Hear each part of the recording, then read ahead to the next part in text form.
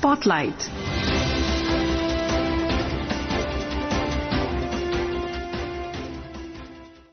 This is Akashvani. In the program Spotlight, now we bring you a discussion on National Water Awards, Efforts to Conserve Water. The participants are Dr. Arvind Kumar, environmentalist, and Sonu Sood, anchor.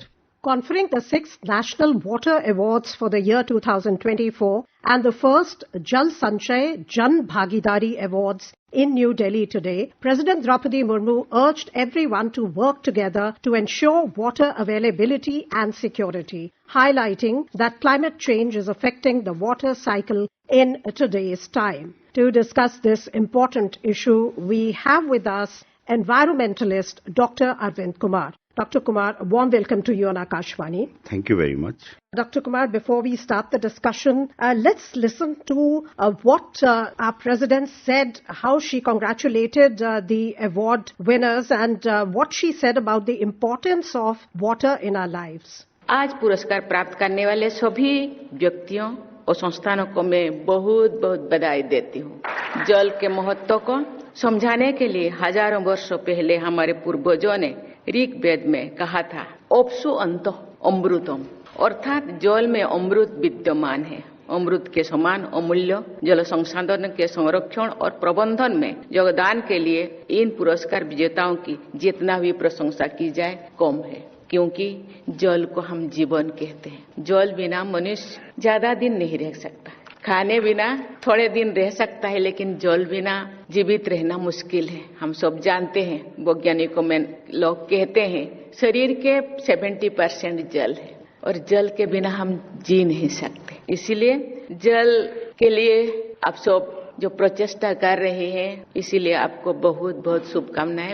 So the President outlined so beautifully the importance of water in our lives, and she gave these awards to 46 winners in 10 categories for excellence in water usage practices. Can you tell us, Dr. Kumar, what according to you is the significance and major objective of National Water Awards initiative of the Ministry of Jal Shakti? Well, the National Water Awards serve as a fundamental policy instrument in the India's water governance landscape, driving a national vision of Jal's Samriddh Bharat, a water secure and prosperous nation, launched in 2007 and expanded since 2018. This recognition initiative transcends ceremonial appreciation to function as a powerful behavioral and instrumental catalyst. By honoring exemplary practices across the country, the awards generate evidence of what work in a diverse context, create platforms for replication and foster multi-level engagement in water security. With the award categories spanning government, civil society, academia, industry and individuals, the program embraces a whole-of-society approach, motivating action and signaling the political leadership's commitment to the sustainable water management. The individual of the national leadership, including the President of India, elevates water from a development necessity to a national mission. As you said, it's something which has been treated with the whole of society approach. Everybody has been, there are so many categories at individual level. The awards have been given at Gram Panchayat level, at district level, municipality level, institutional level, state level. So what would you say that how are these awards helpful in creating awareness about the need to treat our water resources as a precious national asset? Is this also in line with our sustainable development goals? The structural design of National Water Awards reflects an understanding that water governance is inherently polycentric. Recognition categories include state, district, municipal, villages, Panchayat Water User Association, educational institution, industry, civil society and individual awards. By doing so, the initiative incentivizes action at each layer of governance. State-level awards encourage strategic policy formulation and resources prioritization. District awards strengthen administrative delivery and create peer-driven improvement models. Village Panchayat and Water User Association Awards reinforce community-led actions and collective irrigation governance. Urban Local Body Awards addresses municipal water and wastewater challenges, while Education Institution Awards build the water consciousness of future generations. Industry awards create sustainability, incentivize in a major water consuming sectors, and civil society awards honor innovation and on-ground participation in individual recognition, personalized water stewardship and inspiring citizen-led experimentation. This layered framework operationalizes a distributed governance system vital for resource challenges like water management, which transcend administrative and sectoral boundaries. You have very beautifully outlined, how this touches every section of our society, of our country, of our polity. Let's listen in to what the President said when she touched an emotional note during her speech. How she talked about how water has been given such place of importance in Vande Mataram, our national song.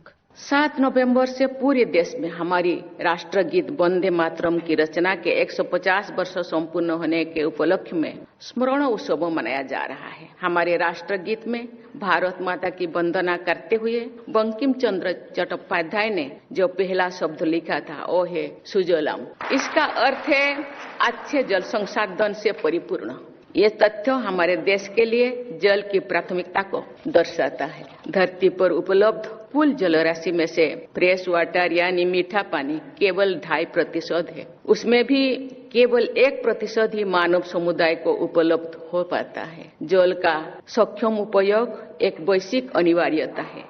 So the President highlighted how water is not a very abundant resource. It's a limited resource which we have to use judiciously. And she said that water resources are crucial for meeting the growing needs of a rapidly growing economy. Can you tell us something about the issue of groundwater depletion and the importance of groundwater recharging? Well, artificial groundwater recharge has been emerged as a central pillar of resource recovery. Over extraction has pushed 736 administrative units into over-exploited status. The Central Groundwater Board's master plan proposes 1.11 crore recharge structures covering nearly 10 lakh kilometers with capacity to restore 85.6 BCM annually. Recharge structures including check dams, percolation tanks, recharge shafts and rooftop harvesting capture monsoon runoff, replenish aquifer, reduce flood peaks and improve water quality. Successful pilot in arid and basaltic and coastal regions have demonstrated recharge ability to reverse groundwater decline, dilute contaminant, arrest seawater intrusion and revitalization of springs and wetlands, giving the annual 185 BCM surplus runoff available for recharge. Scaling this infrastructure present as a achievable pathway to restoring hydrological balance. The President also talked about this aspect of building the infrastructure to conserve water, preserve water, to have the optimum use of water, and the new Jal Sanchay Jan Bhagidari कार्यक्रम. Let's listen to what she said. मुझे ये जानकर प्रसन्नता हुई है कि पिछले वर्ष शुरू किए गए जल संचय जन भागीदारी कार्यक्रम के तहत 34 लाख से अधिक, आज तो 35 लाख बताया गया है, अधिक ग्राउंड वाटर रिचार्ज स्ट्रक्चर्स का निर्माण किया जा चुका है। सर्कुलर वाटर इकोनॉमी की प्रणालियों को अपनाकर सभी इंडस्ट्रीज तथा अन्य स्टेक होल्डर्स जन संसाधन का प्रभावी उपयोग कर सकते हैं। वाटर ट्रीटमेंट तथा सर्कुलेशन के साथ साथ कई इंडस्ट्रियल यूनिट्स ने जीरो फ्लूइड डिस्चार्ज का लक्ष्य हासिल किया है। मैं उनको धन्यवाद देना चाहती हूँ। Can you tell us a little bit more about what the President talked about, the circular water economy and the responsibility of industry to ensure that there is adequate water treatment? First, this leap under the Jal Shakti Abhiyan demonstrate remarkable implementation. Velocity in addressing water's security challenge. Key benefits include rising groundwater level in overexploited areas. Gujarat's Sabarkantha district achieved 1.5 meter increase. Over enhanced agriculture productivity with 20-25% crop yield. Improvements in drought-prone regions like Madhya Pradesh. Strengthened drinking water security for 600 million groundwater dependent rural residents, improved water quality through freshwater dilution and reducing fluoride and salinity contamination, soil conservation, preventing erosion, employment generation across rural labor markets, and the climate resilience against monsoon variability, protecting India's food security and agriculture challenge. Absolutely. So many multi-pronged efforts have been underway and are ongoing. 80% water, it is said, is used in agriculture sector. So there is what can you tell us about the role of government schemes like Jal Jeevan Mission, Har Ghar Jal Yojana and Jal Sinchai Yojana for easy access yet efficient usage of water in agriculture sector? You know, messages like more crop per drop, how are these very important to get the maximum out of the water resources?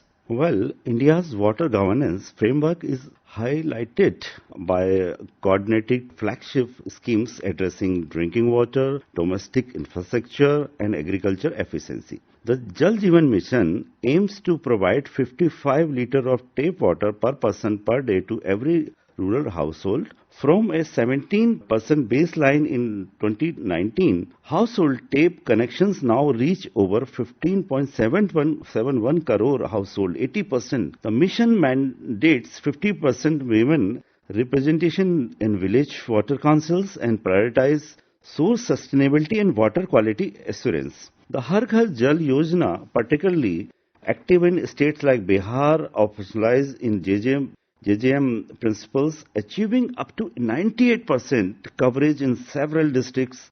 Pradhan Mantri Krishi Sanchay Yojana addresses agriculture water use efficiency, deploying micro irrigation to reduce farm water consumption and boost yields. These schemes, integrated through shared objectives and complementary infrastructure, build rural resilience and while fostering long-term cultural shifts toward water efficiency.